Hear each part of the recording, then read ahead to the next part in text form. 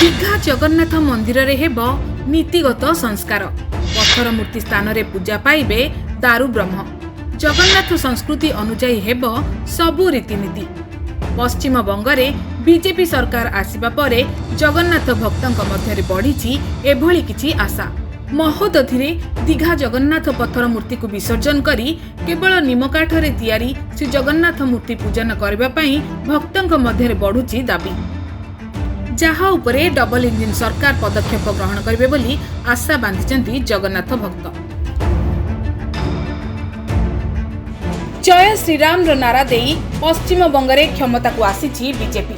हिंदुत्व सुरक्षार द्वाही देई जीतिछि भोटरंक आस्था। बदलिछि सरकार, बदलिछि शासन। एथर बदलिब अनीति अनाचार।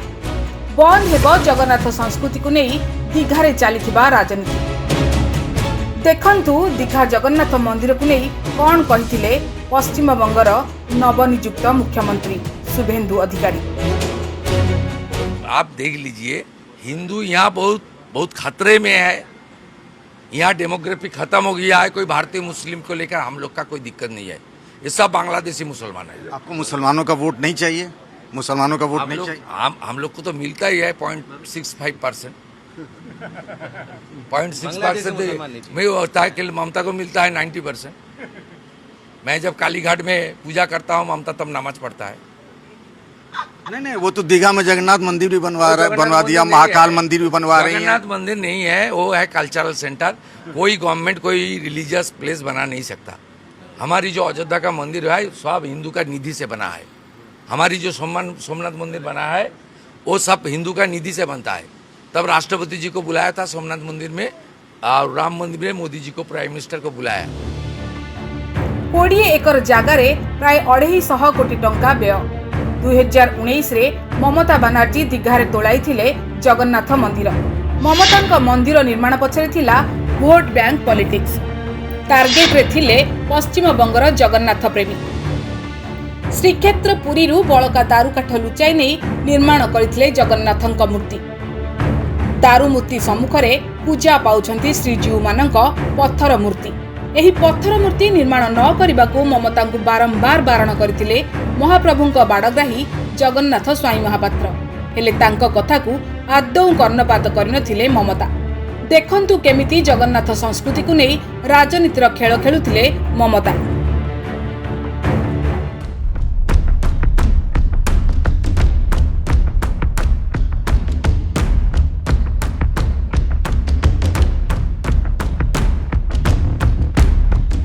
दीघा जगन्नाथ मंदिर रे पूजा पाउछंती पत्थरर मूर्ति।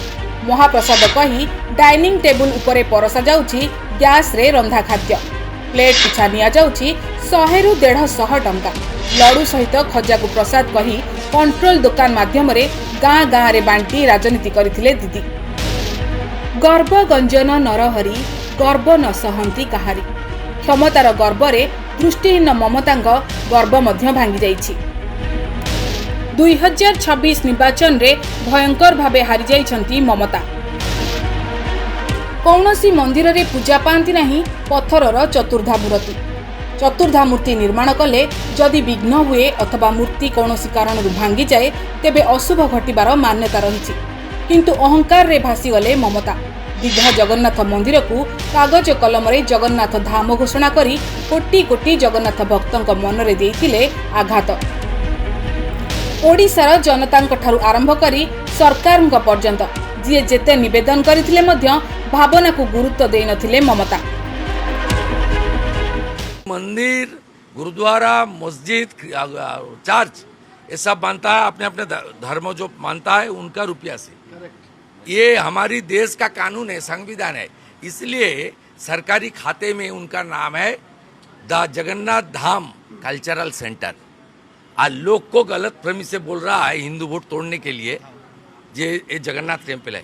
अब मैं ममता बनर्जी को चैलेंज कर रहा हूँ, पुरी का जगन्नाथ मंदिर का एंट्री में लिखा है हिंदू के अलावा किसी को एंट्री नहीं। अब लिखिए ना दीघा में, कितना बड़ा हिंदू साबित हो जाएगा। लिखिए। एबे दीघा जगन्नाथ मंदिर रे बंद हेब अनीति अनाचार। पश्चिम बंगरे बीजेपी सरकार आसिबा परे आशा बांधी बसिछंती जगन्नाथ प्रेमी।